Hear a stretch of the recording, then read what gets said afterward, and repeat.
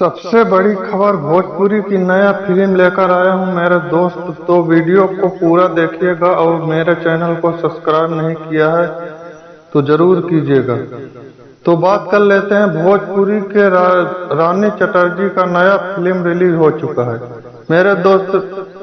तो जाइए फिल्म को देखिए और खूब प्यार दुलार दीजिए मेरे दोस्त। बहुत अच्छी फिल्म और बहुत शानदार फिल्म है। बताया जा रहा है कि फिल्म बहुत ही महंगी और बहुत जबरदस्त बनाई गई है।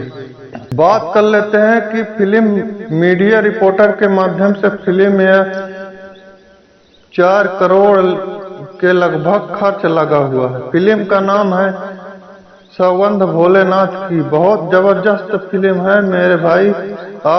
आपको बता दें कि फिल्म रिलीज डेट 26 अगस्त सुबह 7 बजे रिलीज हो गई थी।